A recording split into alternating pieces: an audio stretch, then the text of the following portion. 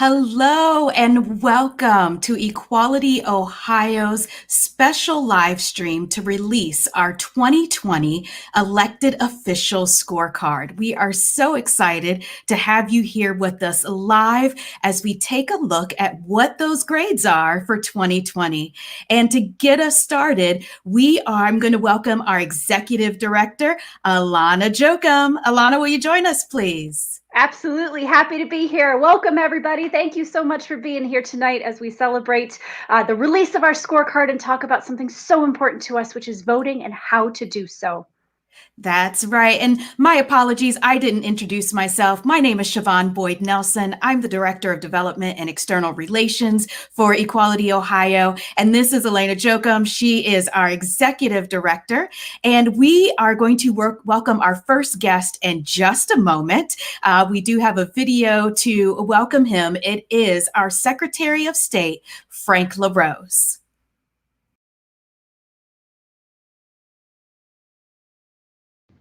To my friends from Equality Ohio, congratulations on 15 years of fighting to make Ohio better and more equal. For me, this fight is personal. As a child, my hero was my uncle.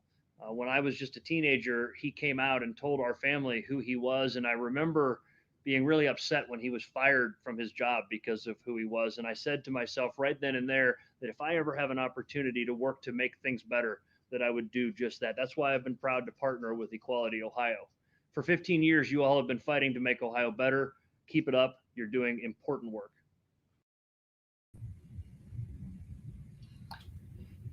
Well, hey, good evening, everybody, and thank you for that introduction, and thank you so much, Alana and Siobhan. It's great to be with you all this evening, and that video really, it's the first time I've seen it in a while, and it got me thinking about my uncle. He was a firefighter. And we lost him to HIV/AIDS actually about 25 years ago. And he was my hero. He was the guy that drove the big red truck in the parades and saved people's lives as a firefighter and a paramedic. And I remember when he told our family who he was and who he loved. And it was a difficult thing at first for some members of our family to accept, but we loved him and honored him and all of that. But then seeing him get fired from his job because of who he truly was and who he loved was just something that always bothered me. And I remember wrestling with this as like a 14-year-old kid, and it just made me angry. He was a hell of a good firefighter, and he should have never been let go of his job just because he was gay. And so, you know, I always said if I could do something about that in my work as a public official, I would do it. I was proud to sponsor the bill, and we need to keep fighting for it. We've made a lot of progress in many regards, and it's the work of Equality Ohio and so many other great groups and allies. And, you know, I remember when I first introduced that bill, people said, well, that's the end of your career as a Republican. You can't ever win elected office again. Well, you know what? We proved them wrong. You can stand for equality and you can stand for what's right and still hold fast to the beliefs that you have and that kind of thing. And so just honored to be with you all this evening and look forward to sharing some thoughts about being a registered voter and how to participate in the civic life of our state. Secretary of State LaRose, we cannot thank you enough for spending some time with us tonight and for your leadership, specifically when you were in the legislature. The act you're referring to, just for our audience's awareness, is the Ohio Fairness Act, which adds sexual orientation and gender identity as protected classes with every other protected class in Ohio, no more, no less. You were the joint sponsor, the lead sponsor, making that a bipartisan effort back when you were in the legislature, and we are so grateful for that. We've never forgotten it. We appreciate your work that you have done to tell our audience. We were able to train your team. Once you came into office as Secretary of State, we worked with your office to make sure your policies were as inclusive as possible for LGBTQ folks. That's the kind of work you do behind the scenes and in the forefront, and we're really grateful for it. And so we're really excited to have you here tonight to talk about another topic that is so imperative right now, just so imperative. Secretary of State, I'm going to start with a question that I just want us to really be able to address up front, because we are hearing so many mixed messages. There is so much discussion about this idea of voter fraud around mail-in ballots. Can you speak to that and really give us the truth on that, Secretary of State? Yeah, so Ohioans need to know and hear this loud and clear. Ohioans have trusted absentee voting for close to 20 years. And those things that you hear raised about fraud in voting by mail or absentee voting, and we tend to use those two terms interchangeably here. Those don't apply in Ohio. I can't speak for other states, but I can tell you here in Ohio, we've got important safeguards in place. Again, people on both sides of the aisle have trusted it for a long time. It's a great way to make your voice heard. And there's other benefits to it. I mean, other than the fact that it's a perfectly safe way to cast your ballot, if you're concerned about being out in public during the pandemic or whatever else, voting from home is among the safest ways to do it. But it's also, and think about this, it's a way that you can cheat on the test. I mean, you don't have to memorize all of your choices before you go and vote. If you vote absentee, you can spend 20 or 30 minutes. You can flip open your laptop or pull out your smartphone or call a friend. And let's be honest, all of us have gotten down to the bottom of the ballot where the judges and the local races are. And sometimes we think, now, who do I want to vote for here? I don't know what they stand for. If you don't have all the candidates memorized before you go into the voting booth in traditional in-person voting, you may end up sort of playing the guessing game. But when you vote by mail, you can be a truly informed voter. Just spend a few minutes doing a little Googling and casting your ballot that way. Here's a couple things to remember. We're trying to encourage as many Ohioans as we can to vote absentee here in the state of Ohio. We're sending out just next week 7.8 million, which is the number of registered voters in the state, 7.8 million mailings, so that every registered voter gets a form in the mail that all they have to do is fill that out, put it back in the self-addressed envelope to request their ballot. And so the good news is if you request your ballot early, you'll get it in early to mid-October. Those ballots start coming out October 6th. That's when the boards of elections mail them out. And I would encourage people not to vote. There are a couple different ways that you can get your absentee ballot back in. Of course, the best way is to just put a postage stamp on it and mail it back. I'm trying still at this late hour even to get permission from the state legislature to include postage paid return envelopes. I'll get to that more in just a second, but you can put your stamp on it, or at every one of 88 county boards of elections, you can go and put it in a secure 24-hour drop box. That's something that's new this year. Every county has one now. I'd like to see there be more, quite candidly, and some people have said, well, why don't you expand it? The fact is that the law, in my reading of it and our analysis of it, doesn't allow me to do that, and so we've got to be very careful to not exceed the authority that we have under state law, because that leads to more confusion and lawsuits and everything else. But we have one at every county. You can go drop it off at the county board of elections, or you can mail it in. And as I said, I'm trying to get permission from the state legislature to make every mailbox in the state a secure drop box, essentially by providing postage paid return envelopes. I can do it with money from my own budget. I just need permission from the state controlling board, which is a part of state government that approves spending. And so, we tried today and they kept us off the agenda. I'm going to go back on September 14th and they won't be able to keep us off the agenda for September 14th. And so, this is something that we continue to push for. Whew. All right. So Secretary of State LaRose, there's so much there, and it's such a big thing this year. But we want to know we want to kind of go step by step through this with the things that we do know today about voting in Ohio. So first, what is the deadline to be registered to vote here in Ohio? October 5th. The Ohio Constitution says that you have to be registered to vote 30 days before the election. And so in Ohio, that means this year that's October 5th. And the day after that is when early voting starts. And so October 5th is the deadline to get registered, and it's easier than it's ever been. VoteOhio.gov is the place to do it. Wait until this podcast is done, or this broadcast is done, Facebook Live is done. But then when you're done, go to VoteOhio.gov and get registered to vote. And encourage a friend to do it. And if you think, well, I've been registered to vote for a long time, you should go there and check your registration, because a lot of people that move may not think to update their address. We're working hard to try to do that. In fact, we just sent out a bunch of postcards to everybody that according to the National Change of Address database has moved. And we're saying, please update your address, because that's just a step you need to take to make sure that you're not going to have any trouble when you go to vote on election day. But VoteOhio.gov is the place to get registered. And if you're already registered, then get a friend to register, because we need every voice to be heard this November. Awesome. Great advice. Okay. So we have registered. We've gone to ohiovote.gov. We've checked or updated our registration. And I've made the decision that I would like to vote absentee. How do I request an absentee ballot?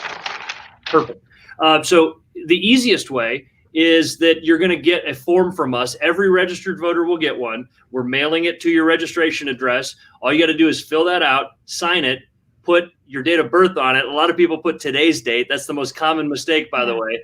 Your date of birth is not 2020, I can assure you. So put your date of birth on there, and then sign it and put it back in the envelope that we provided, and then mail it into your County Board of Elections or drop it off at that secure 24-hour drop box. If you don't get the mailing, or if you throw it away because you think it's junk mail or whatever else, then don't despair. There are other ways that you can get it done. First of all, if you have a printer, you can go to voteohio.gov, which is our official Ohio Secretary of State website. We always tell people, look for that .gov so you know you're at the real thing.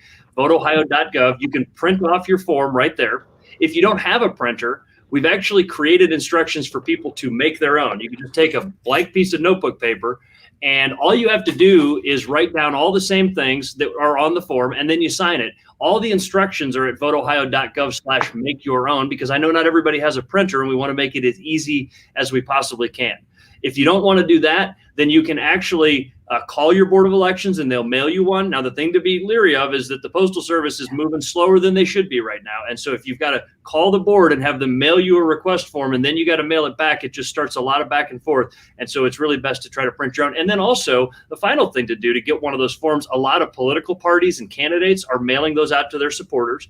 You can get them from food banks in the state of Ohio are passing them out, Job and Family Services offices, BMV locations tend to have those usually. And so there's a lot of different places to get it. And by the way, we're even working with the different newspapers around the state and having them just print a copy right there in the pages of the newspaper. So if you're a newspaper subscriber, all you have to do is tear it out, fill it out, mail it in. It's really easy to do, but the journey starts at voteohio.gov. I'm so excited to hear about all of those creative options for getting the information out there. We can request it online. We can use just a blank piece of paper as long as we've got all the right information on there. Is that right? If we don't have a printer? Yep. And I want to correct the graphic you got on there. It's voteohio.gov, not vote.ohio.gov. So just want to make sure that people aren't in the wrong place. We'll get it fixed. Voteohio.gov, and that's where you get started. Yep. Okay. So where do I return my absentee ballot? Am I supposed to take it to my polling location, or can I put it in a mailbox? And when should I do that by? What's my deadline? So the first answer is do it as quickly as you can. There's no reason to delay.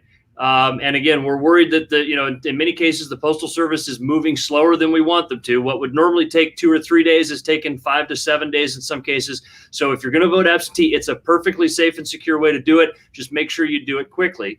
The best way to do it is to mail it.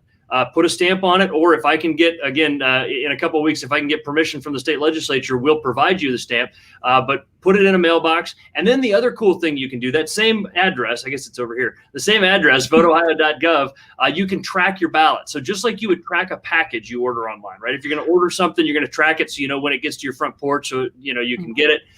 You can track your ballot, when it's going to come to your house, so you can watch for it. And then once you mail it back in, you track it so that you know that it got to the Board of Elections, and then it's under the secure bipartisan custody of your county Board of Elections. And so that's another thing. But mailing it back in is not the only way. And I know that for some people, they may be a little bit concerned about mailing. You can also drop it off at your county Board of Elections, okay?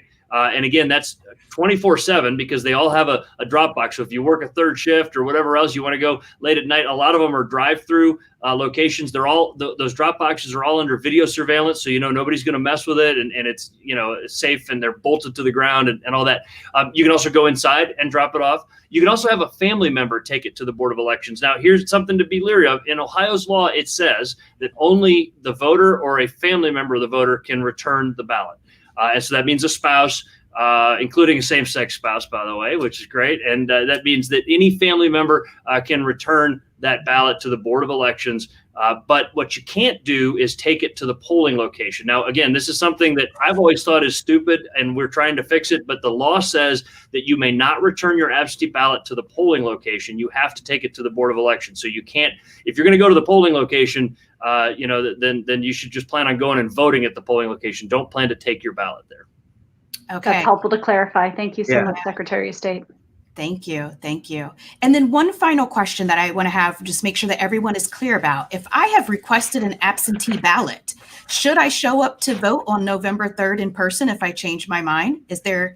Are those connected in any way? Yeah, well, so the challenge is once you've requested an absentee ballot, you're kind of committed to that, because this is, I mean, obviously we need to protect. We know that voter fraud is exceedingly rare. It's a 0.000 something percent. It doesn't happen very frequently, but at the same time, the reason it doesn't happen frequently is because there are rules in place to keep people, for example, from voting twice. One of those rules is if you requested an absentee ballot, that's your ballot. If you requested an absentee ballot and say you lost it or the dog ate it or whatever else happens, if you do go to your polling location, you'll be given what's called a provisional ballot. Now, a provisional ballot is a different color.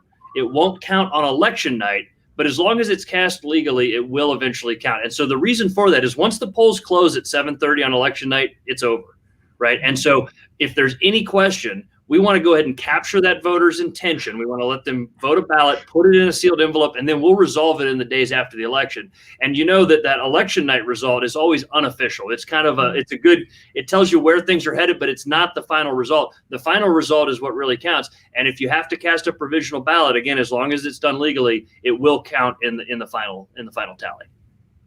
So helpful, Secretary LaRose. Thank you so much for this. We've got just a couple minutes left with you, and we wanted to ask another couple questions about those who want to help advance free and fair elections for all. Some of those amazing people are poll workers. Yep.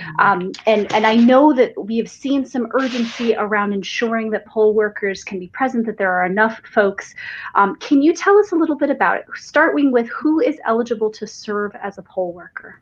Yeah, absolutely. So any Ohioan who's a registered voter over the age of 17, not 18, you can be a poll worker when you're a 17-year-old high school student. We call that the Youth at the Booth program. And it's actually a great civics lesson for young Ohioans. So if you have a child or a brother or sister that may be interested, make sure to talk to them about it. And think about this too, in a time where a lot of colleges aren't looking at ACT and SAT scores because of the pandemic, being able to put on your college application that you served as an election official in a presidential election is a pretty cool thing and kind of a distinguishing factor for a young Ohioan. So anybody over the age of 17, who's 17 and a high school senior, over the age of 17 and a registered voter in the state of Ohio, and you have to work in the county where you're registered to vote. And you're right, the need is profound. Now, think about this. It takes 35,000 Ohioans to open close to 4,000 polling locations on election day. So if you think about your neighborhood polling location, that's just one of 4,000 all around the state. And we want all of those to be open because we want that convenience for people to be able to go to the polling location they're accustomed to.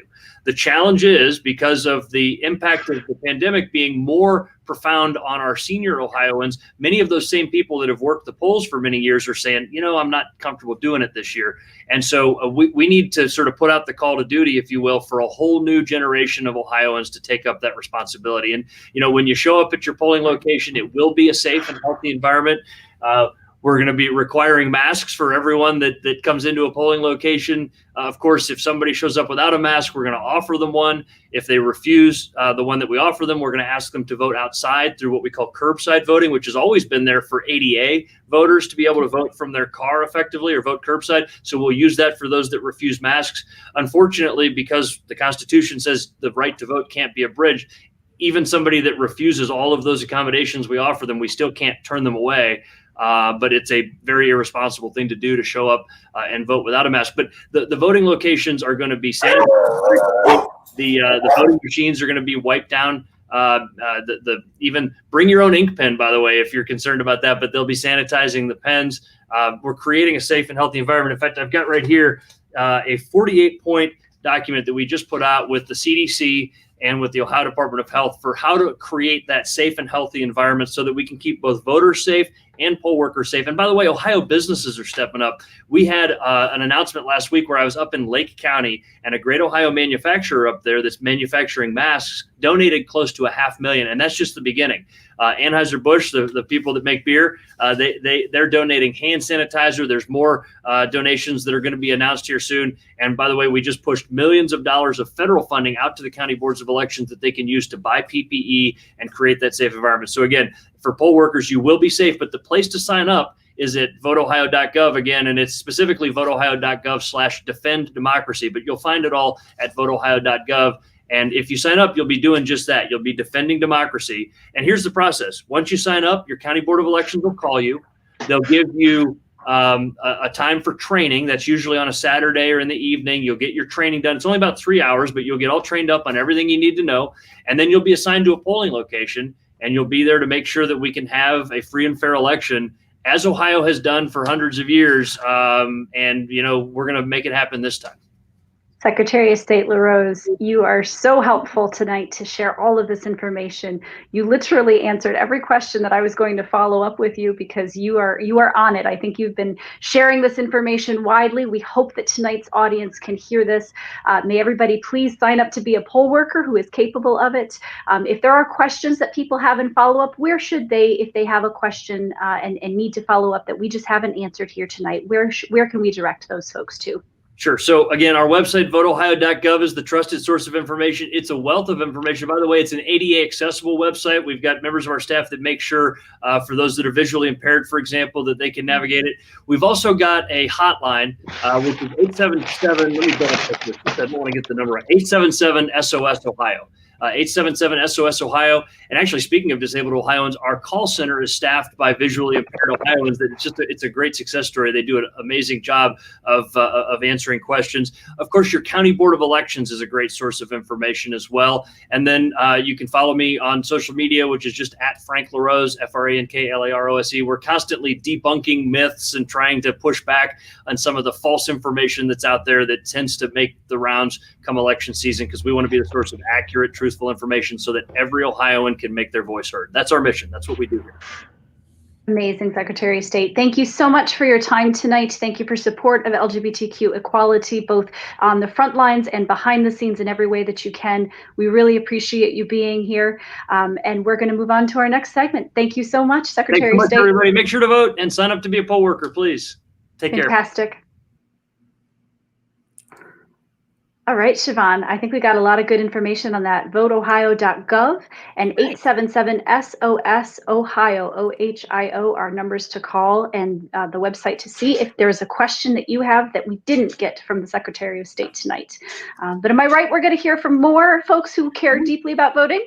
That is right. The information does not stop. The education is going to continue. We have amazing community members from across the state who are going to tell us more about voting, getting engaged, voter tools that voters can use to get better educated on the issues and the candidates. But before that, we've got a great video that's going to tell you a little bit more about one of those tools. All right.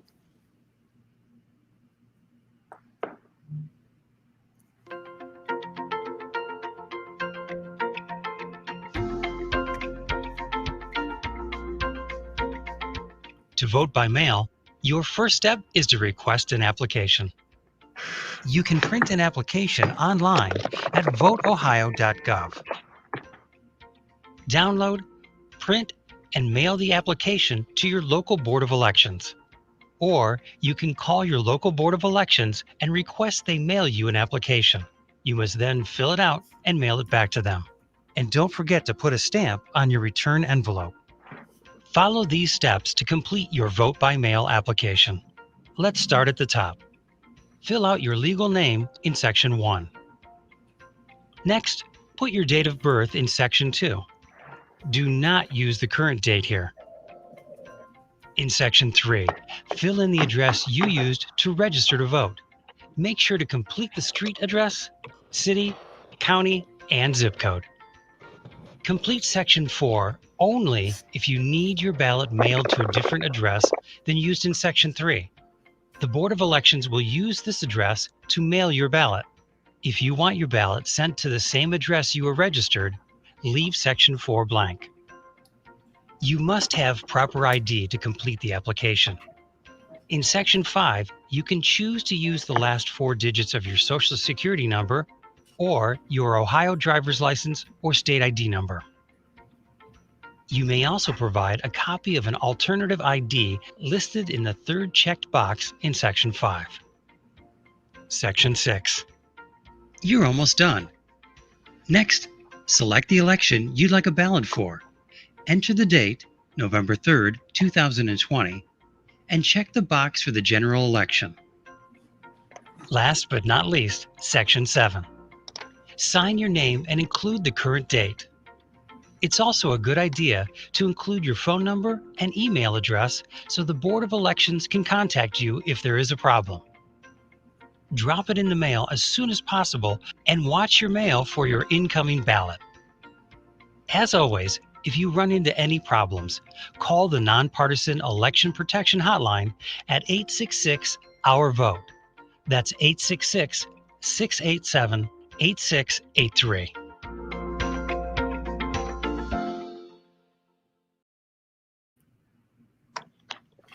That was amazing. I hope everyone enjoyed that incredible video that absolutely walked us through step by step of how to request our absentee ballot. That was amazing. Thank you so much to all of the coalition members who are across the state of Ohio who are doing so much work to make sure that every Ohioan knows exactly how to get involved in the voter engagement process this year.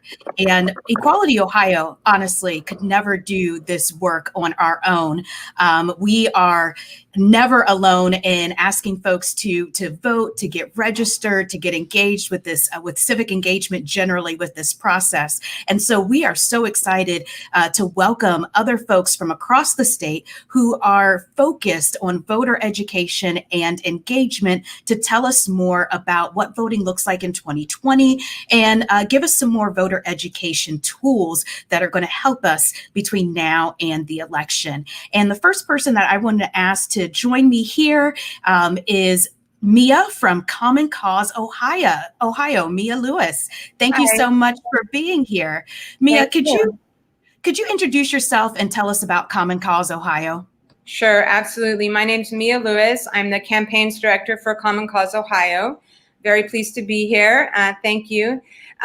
Well, Common Cause we're having our 50th anniversary this year, and we're a good government organization. We believe in transparency in government and strengthening democratic institutions. And of course, elections are an incredibly important fundamental part of our democracy. So we are voter advocates in every sense of the word. We like to help voters if you have questions, and we like to support and advocate for pro-voter policies, whether at the federal level, at the state level, or even just in terms of election administration. So a lot of those rules that and things that Secretary LaRose was talking about, for example, trying to get additional drop boxes for us to put our ballots in, that's the kind of thing that we advocate for.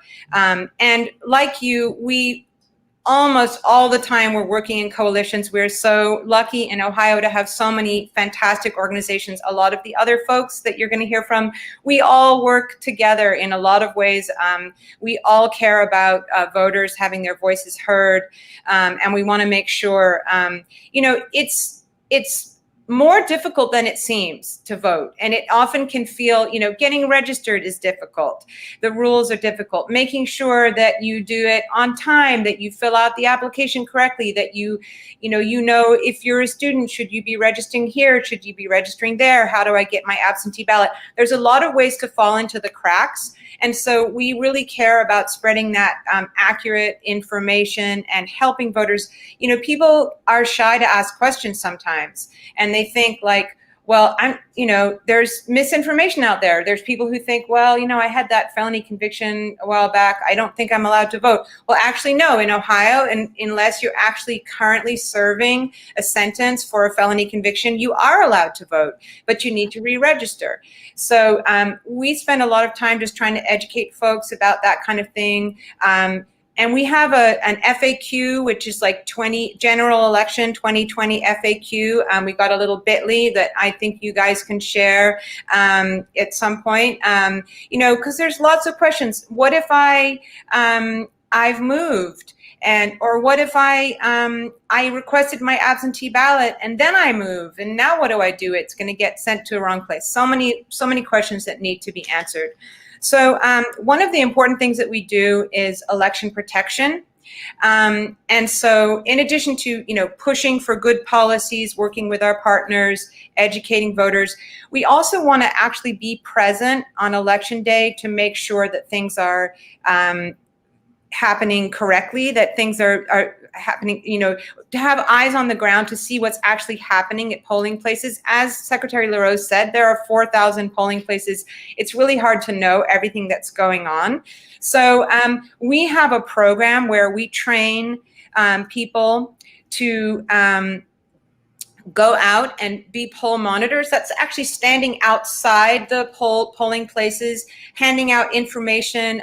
We have these cards we call Know Your Rights cards, and they're information for voters about their rights and the kind of ID they need to have and what happens if the poll worker tells them they're not allowed to vote or something like that. So we have, we're trying to recruit as many people as we can to be poll monitors. We also are recruiting people to be election ambassadors, which is just becoming educated about elections and being able to answer voter questions and promoting our election hotline. That hotline is, thank you, you're just about to say that, 866 Our Vote. That's actually a national hotline. It's not just Common Cause. It's started by the Committee for Civil Rights Under the Law, the Lawyers Committee for Civil Rights Under the Law, but many Ohio organizations are part of the whole Election Protection Coalition, ACLU, League of Women Voters, Common Cause Ohio, many organizations. And we all use this national number, and it's actually staffed right now. It has people answering, I think 10 a.m. to 6 p.m. And then you can leave a message and someone will get back to you. And that's not just for questions like what's my polling place and how do I register, but also things like a poll worker denied me the right to vote when they shouldn't, or the machine wasn't working, or there's a long line, or there's somebody there that's intimidating me, there's a police officer there who's intimidating me, or anything that's happening that you don't think is right. You can call that number and they'll give you information, and they'll also lift things up that maybe need to go, we need to take it to the Secretary of State's office. It's also a good way of keeping track. So in the future, we know if someone says, oh, well, there are no problems during elections, but we can prove that, well, we actually had 5,000 calls about this one issue, then we can document, what the issues are going forward. So obviously, we want people to work as poll workers. We're trying to recruit those as well. Poll workers, poll monitors, election ambassadors. And the last one is command center volunteers. And those are people usually with legal training who are answering those calls that are coming into the hotline and giving, documenting everything, and also giving accurate information to the voter that's on the line. So that's one thing I want to promote is election protection and our FAQs. And we want people to sign up, and you will get training and materials and all of that.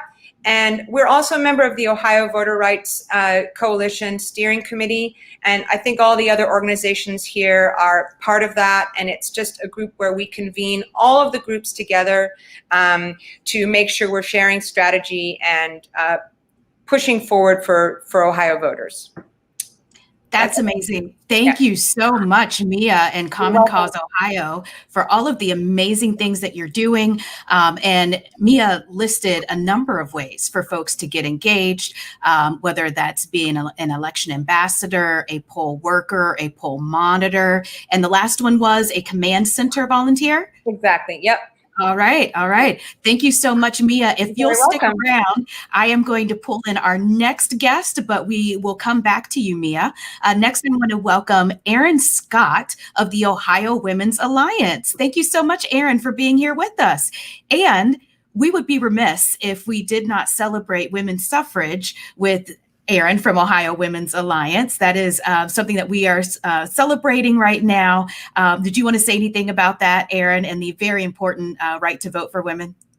Yeah, absolutely. Thank you so much for having us in this space. We've been really focused on voter outreach this year, specifically with women of color and Black women in Ohio, and celebrating the anniversary of suffrage.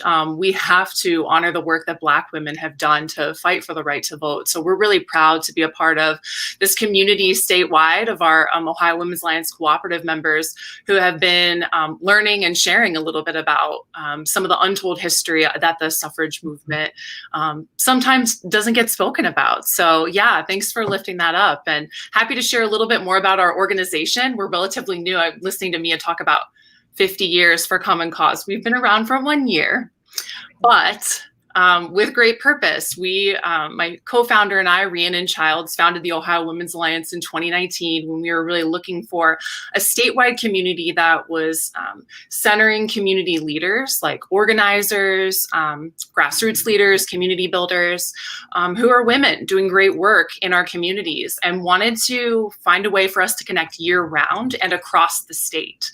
So we formed the Ohio Women's Alliance. Our vision is really an Ohio that takes a stake in all women having agency over their bodies, education, safety, economic prosperity.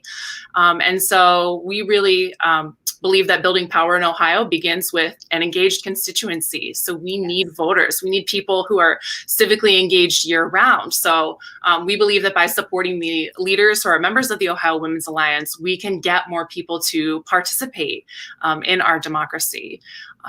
And we know at the Ohio Women's Alliance, the strongest voices for, collective liberation have always been women. I know I don't have to tell this space, some of the most influential activists fighting for collective liberation are trans women of color. They were Miss Major and Sylvia Rivera, Marsha P. Johnson. And we're really proud for at the Ohio Women's Alliance this year to be focusing on specifically contacting women of color across the state and young people. I think to date, where we're Monday, August 24th, we've contacted about 15,000 women across Ohio. So making calls, and, as you heard the Secretary of State say, and Mia and others, the conversations that we're having on the phone are really difficult. People are confused about how they should be voting this year. But luckily, we've had a good contact rate. People are picking up and having great conversations with us about their voting plans. So what we do need is more people to help us by getting on the phones. And now you can actually make some of those calls from home. So we have a really easy link. It's just ohiowomen'salliance.org/get-involved. Oh, thank you. It's already on the screen. And if you want to learn more about what it means to be a member of the Ohio Women's Alliance, you can check out the cooperative. We have a little bit of like an interest form that you can read more about our Pillars of Prosperity, which is our issue platform, and some of the members who are leading right now. And then if you want to scroll down a little bit further, you want to get involved in voter engagement, fill out that form, and we can send you a link. We phone bank together on Zoom. So we actually get on our computers at the same time, log into Zoom, and then everyone just gets to work on their own, calling through a list. So we need more volunteers. So please consider joining us in reaching more women and young people across Ohio. Sign up. It's ohiowomen'salliance.org/get-involved. That is amazing, Erin. Thank you so much. I do have a question for you because you brought up engaging women across the state about the issues that are important to women specifically. And, much of this election, we are focusing on the presidency. But for women, what is at stake on the rest of the ballot this year, 2020? Yeah, I think you bring up a really good point that the presidency is only one election, and that we've got to be considering races like prosecutors' races, our state ledge candidates, our sheriff. And so what's at stake is everything that's happening in our local communities this year. Our pillars of prosperity include things like safe communities and strong public education. And, we are disappointed that the legislature hasn't pivoted more and made it easier for folks to vote this year. It was great to hear the Secretary of State talk about still fighting for, paid postage for everyone. So quite literally what's at stake right now is our democracy. It's literally restoring and defending our democracy to make sure that everyone has the right to vote. So the more people that we can get involved right now to make calls and ensure that people have all the information that they need to make a decision for themselves on all the different ways that they can vote, the better. So please sign up, help us out, and we'd love to have you on the phones with us. That is wonderful. You heard that, folks. Erin Scott and the Ohio Women's Alliance. If you want to volunteer with them, please go to ohiowomen'salliance.org/get-involved and phone bank with them on Zoom. I hear it's the coolest thing happening right now in a pandemic. We do the same here at Equality Ohio. Thank you so much for being here, Erin. I'll have you hang out backstage with folks. And now I'm going to bring up our next guest.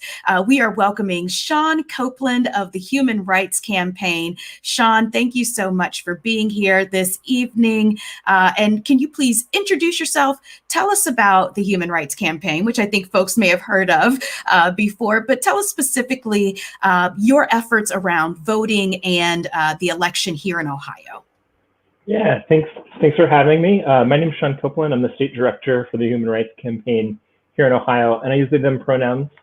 So for those that don't know, HRC, the Human Rights Campaign, is the nation's largest LGBTQ civil rights organization in the country. So we work to pass pro-LGBTQ laws, educate folks across this country on the issues that impact LGBTQ equality. And at the state level, we work with our partners like Equality Ohio to help pass good pro-equality laws at the state and local level as well. Elections, of course, are an incredibly important thing. You don't get good laws that protect LGBTQ folks and families unless you have good elected pro-equality leaders. And so the work that we're doing here in Ohio really started in 2017 after the 2016 presidential election, thinking from the ground up how we could go and mobilize HRC members and supporters to really engage the LGBTQ community. One of the things that you'll find is that there's no real easy way to have direct conversations with LGBTQ people on the voter information that we have. You know, LGBTQ identity is not a question that's asked on the census, and so there's no great way to know when you're talking to LGBTQ voters. We certainly talk to our members and our supporters and get them plugged into the process. But one of the things that HRC did was develop a model that not only looked for LGBTQ individuals, but it's also their friends, their family, their coworkers. And we call those folks in that model equality voters. And in Ohio, we have about 1.7 million equality voters in the Buckeye State. And we looked specifically in this cycle that there are about 189,000 of them that are at risk of not turning out, that they are low propensity voters. They don't vote every presidential election. And so the bulk of our work has been having conversations with our members and our supporters and those equality voters, helping them educate on all of the kind of the myths and concerns that Mia and Secretary Rose mentioned, really working with them to make sure that they understand how they can vote this election and what's at stake for our community. That is wonderful, Sean. And I hear you saying that this work started in 2017. That's a lot of effort that you've put into this. Are there ways that people can get involved with this work and help HRC turn out those low propensity voters that you talked about? Let's get all the equality voters out there. Yeah, if you just generally wanting to get involved in the work that HRC does at kind of a higher level, I suggest you go to hrc.org/Ohio, and there you can kind of see the whole landscape and gamut of the work that we're doing. But if you're specifically wanting to phone bank or do text banks or join any of kind of our electoral events that we're doing this cycle, the easiest way would be to go to our Mobilize, which is mobilize.us/HRCOH. Okay, wonderful. Mobilize.us/HRC-OH. No dash in the last dash. It's just HRCOH. Yep. HRCOH. Wonderful. And are there specific tools that HRC has available for folks who want to be more educated about how to be an equality voter? Yeah, you can go to our webpage at hrc.org/vote. There we have a tool that can do everything from check your voter registration status and make sure that you understand about our candidates that we're endorsing and working towards this cycle, that we really think are going to be fighting for LGBTQ folks. That's wonderful. Thank you so much, Sean. If you'll stick around, I'm going to bring up our next guest this evening. Lumpkin, could you join me? Hi, how are you? Hi, I'm doing so well. Jennifer Lumpkin is here from Cleveland Votes. Jennifer, will you tell us more about Cleveland Votes and your efforts to get out the vote in Cleveland and other places in Ohio? Absolutely. So we educate, connect, and empower in our city to build a more informed and cohesive, democratized community. So the main pillars of what we do behind educating, connecting, and empowering is we actually fund organizations to do voter mobilization work.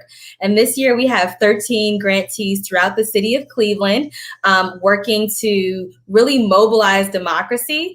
And we also train and inform nonprofits on how to do voter engagement while maintaining their 501c3 status, which is really important. And third, we also convene every year for National Voter Registration Day. So we really make it a big holiday, and we ranked third in the country out of all states to register the most voters in one day, which is extremely important because when you're doing petitions and ballots, you have to have signatures of registered voters. So it's extremely important to really hype up National Voter Registration Day. And I think what we're doing now, which is really important, is we've created this Commit to Cleveland Toolkit, which is about 30 pages of all of the amazing strategy and engagement work that we did, not only in the primary election this year, but that we've been doing in the interim with amazing partners, including our awesome LGBTQ partners, Equality Ohio. We've always included your scorecards as an educational piece in our toolkits, but this year we're really going digital, and we're really availing that to everyone throughout the state to make sure that folks know, like, hey, there's so many ways to engage and be civically enchanted with democracy, and you can make these things your own. You can create a whole new universe of engagement, but this really informs folks of how to do that. Jennifer, I have never heard anyone say enchanted with democracy. You have an energy and an excitement about civic engagement that is just, it's infectious. Oh my goodness, I'm so excited I was excited to vote, but I think this just went up a whole other level, Jennifer. Awesome. Wonderful. So what kind of things, what kind of others, you said you use the Equality Ohio Scorecard, you'll share that. And then you also mentioned the Commit to Cleveland, the toolkit. Where can we find that? Yes, so we actually are including that in the link in the comment section, but the Commit to Cle toolkit is available in our newsletter every week. So if you go to clevotes.com and you'll get a little light box where you can sign up to receive our newsletter. You'll get that toolkit within the newsletter. It comes out every week. We also have within this toolkit graphics. So these really colorful, engaging infographics that you can share on social media, but also they also have a QR code. So if you're trying to get folks to register and you want to do it safely or at a distance, or you want to share it on your social media, these QR codes are a really cool way to get folks to not only understand that we can engage civically through the digital world, but you also have this kind of medium that takes this like for business, for profit way of functioning, and it really translates it into how we can create new ways to envision democracy.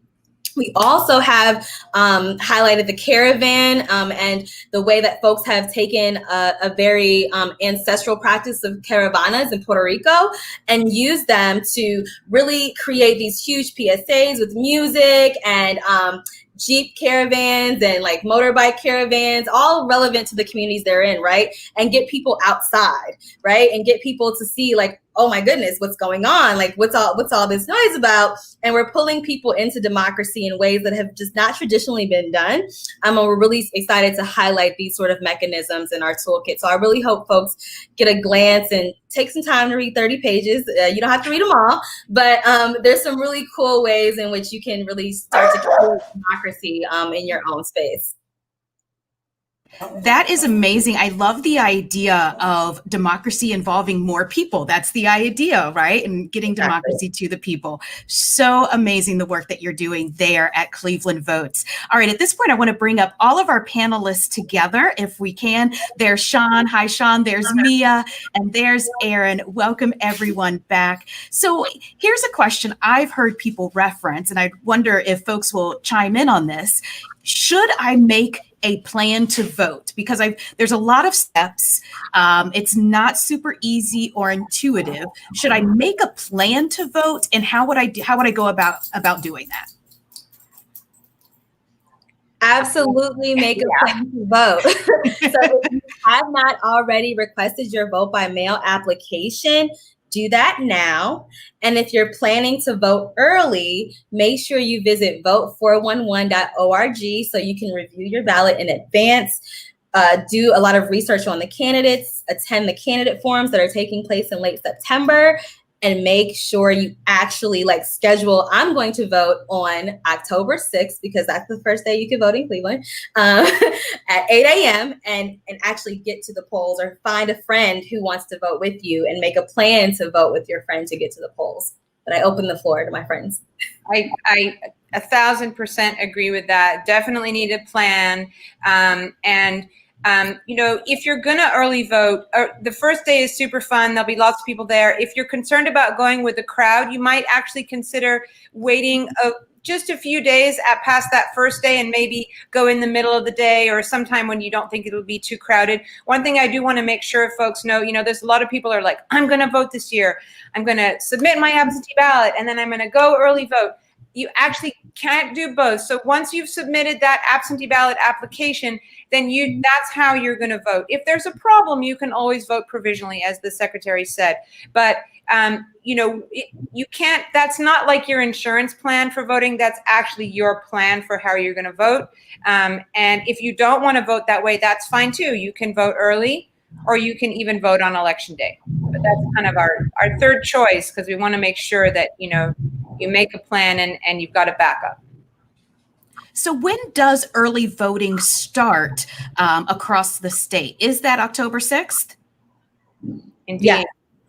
All right. And are the hours dependent on my county, or are they the same everywhere across the state?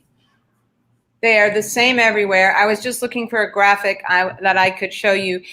They're the same, but they're a tiny bit complicated. It's like the first week, it's these hours, mostly office hours, 8 to 5. And the second week, it's a little bit later. And the third week, it's different. And then after that, there's the weekend. And then there's a different day on Saturday and Sunday. So you actually want to check out on voteohio.gov or go to your county Board of Elections website and get that actual schedule and make sure that you know. But if you are busy during, if you're at work on regular hours, the last 2 weeks, there's evening hours and then there's weekend hours as well.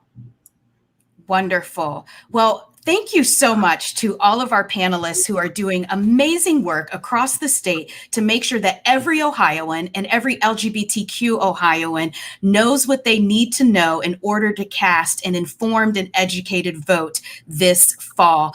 Thank you to Jennifer Lumpkin, Sean Copeland, Aaron Scott, and Mia Lewis. We appreciate you so much. All right, folks, we are heading, it is 6:52. We are getting to the top of the next hour, which means we are getting very close to the official release of the 2020 Elected Official Scorecard. And as we do that, I want to bring up my colleague, Dominic Detweiler, who is Equality Ohio's public policy strategist. Hi, Dominic. Thanks so much for being here. Oh, you might be muted. Hi, Siobhan. It's great to be here. There you are, Dominic. Now, Dominic, this scorecard, how many months has this scorecard been living in your brain and in your spreadsheets? This is a scorecard that we started the day we finished the last one. We've been tracking statements and policy decisions since the beginning of the General Assembly, but also statements even before that, as we looked at the 2018 general election. That is amazing. Well, Dom, are you ready to release the scorecard? I am. All right, I'll go ahead and let you do a screen share. And for everyone out there, if you would like to follow along, we invite you to view our 2020 Elected Official Scorecard. It is available on our website at www.equalityohio.org/scorecard. All right, so if everyone will go there, and then Dominic, we are going to bring up your presentation, and there you go. You will not see exactly what Dominic is sharing on the screen today, but we are going to walk you through all of the different pieces of the scorecard so that you understand what's there and available, how we reached the grades and how we did the scoring, and where you can find different information about Ohio, our legislative process, and other types of things. And Dom, I am going to let you take it away. All right. Thanks, Siobhan. Hi, everybody. Thanks for joining us tonight. I'm really excited to be able to finally share with you our 2020 Elected Official Scorecard. My name is Dominic Detweiler. I use he, him pronouns, and I am the public policy strategist here at Equality Ohio. On the next slide, you're going to see that link again. It's equalityohio.org/scorecard. Feel free to follow along as we go through this. So this is kind of the basic outline of what the scorecard is going to look like when you get there. You'll see that there's both a web version, which is just within the web page there, and then there's also a downloadable PDF if that's something that you'd rather look at, but it's all the same information. I'll lead off with a few of the pieces in the beginning section, just so we can talk about some of those things, but I definitely highly recommend giving all of this content a read, especially our new strategic plan and the kind of history of LGBTQ plus issues here in Ohio. So this is a really important piece of research that was released earlier this year. It makes it really clear where Ohioans and folks across the country stand on LGBTQ plus non-discrimination protections. Majorities of every demographic group and subgroup support protections like those that are in the Ohio Fairness Act. So not only is passing these protections the right thing to do, but we also know that Ohioans continue to support it. We've been working hard the last 2 years and the 15 years before that to pass the Ohio Fairness Act in our collective fight for legal equality here in Ohio. This is kind of a basic summary of what the last 2 years have looked like, and the timeline in the scorecard could give you some more in-depth details. But in 2019, which was the first year of this General Assembly, the Ohio Fairness Act was introduced in both the House and the Senate with bipartisan support, and that was the first time we were able to introduce the bill with bipartisan support in both the House and the Senate. In May, we had proponent testimony hearing in the Senate. In February, in May of 2019 was the Senate testimony, February. We had House proponent testimony. And then looking at the primary election, we were just really encouraged to see that every candidate who ran an explicitly anti-LGBTQ plus campaign was defeated, and every one of our state house champions won their primary elections if they had them. And then again, in June, we all remember celebrating the decision in Bostock, which said that LGBTQ plus people are covered under federal protections from sex discrimination in employment, but our work isn't done. How the rest of 2020 will pan out is really up to all of us. We can pass the Ohio Fairness Act, this General Assembly, but we need your help. We need you to contact your legislators. We need you to sign up your business or your friend's business for Ohio Business Competes. And we need you to use this scorecard when you go to vote. So here's that link again. We're going to finally dig into a few scores. Again, it's equalityohio.org/scorecard. And here we go with some real scores. All right. So the first and only race that we evaluated was the one that we've all been talking about so much for so long, the presidential race. Candidates for president and vice president were evaluated based on the entirety of their careers in public office. So for some of them, that's a pretty long time. We took a deep dive into each candidate for president and vice president to kind of rationalize the grades that we gave them. So I definitely would recommend everyone reading those in depth. So the first ticket, Democratic Party. Vice President Biden earned a B on our scorecard, and his running mate Kamala Harris earned an A. Their platform is one of the most pro-LGBTQ platforms in American history, and the records of these candidates back that up. Now for the Trump-Pence ticket. President Trump and Vice President Pence both received Fs on our scorecard. I highly recommend you reading through our long explanations as to why that is. And I think you'll see after reading that these two people in the highest office in the country is really not a great situation for LGBTQ folks. So the state legislature.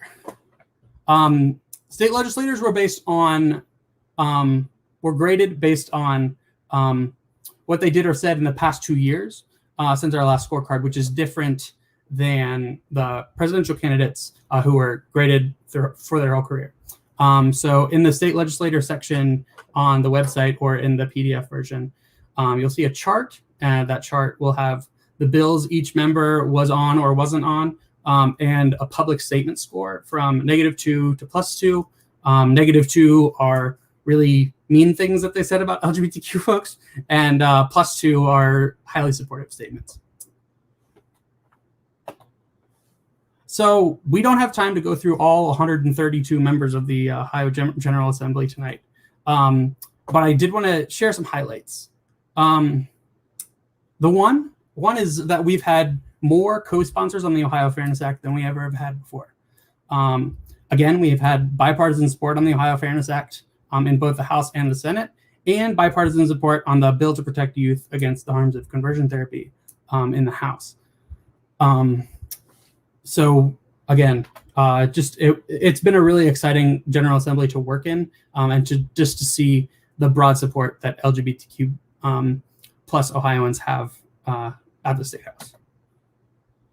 We put these charts together today. We really wanted to show how much improvement there's been in the grades that legislators have received from last year to this year. So the top chart has the number of representatives that received each grade in each year.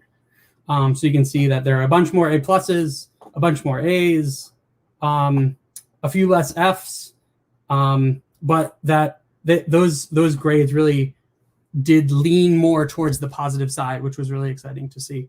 And the same was true. The same was true on the Senate side. Less so, maybe, but another plus on the Senate side was that we kind of got some folks out of that C category, which is kind of like, I wasn't on any bills and I didn't say anything, so we don't really know where those folks stand. And having fewer folks there helps us as we kind of look at the Ohio Fairness Act and our efforts to pass this. So again, this is the time for us to pass the Ohio Fairness Act. We've been working on it for 15 years, and I think this is the year that we can really make it happen. But we really do need your help. We need you to get involved, volunteer, businesses, help get some more businesses on Ohio Business Competes. We are just 75 members away from having 1,000 members on that coalition. Contact your legislators and tell them, ask them, please support the Ohio Fairness Act. And most importantly, vote. We've had a lot of really great panelists this evening talking about how to vote and what that's going to look like in this kind of environment that we're working in now. But don't forget to vote. And if you have any questions, please feel free to reach out. I'd love to talk about any questions you have. You can email me at dominic@equalityohio.org, or you can email the general email line for the scorecard is scorecard@equalityohio.org. Thanks again, and thanks for joining us tonight. Thank you so much, Dominic. That is amazing. All of the information that is packed into this neat little tool. I just want to highlight a few things. In addition to all of this information, there is a built-in tool where you don't have to have your representative in the House or the Senate memorized, because all you have to do, there's a place there where you can type in your address, and it's going to tell you exactly who your representative and your senator are. That is so neat. Any little highlights like that you want to throw out there, Dom? I don't think so. I think I really would encourage folks to spend some time with the scorecard and kind of play around with it, see what you can find. You can sort by a bunch of different categories. You can kind of see which legislators you can sort by grade, so you can see all of the best legislators at the top and all of the ones that we need to work on the most at the bottom. So just really excited to be able to share this with folks. That is great. Thank you so much, Dominic, and everyone at Equality Ohio who did so much work on this scorecard. I believe, Dominic, that you estimated about 300 plus hours of team work that went into this amazing tool. So we encourage everyone to not only use this tool, but to share it far and wide. And if you need a printed copy for any reason, you can go to our online shop.equalityohio.org to order your own print copy.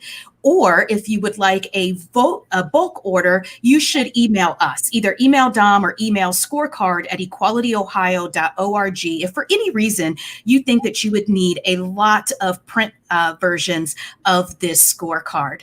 Thank you so much, Dom. This is an amazing thing that you've done. Thank you so much for all of your work on this. Thank you. All right, I'm going to invite Elena back to the stream with me.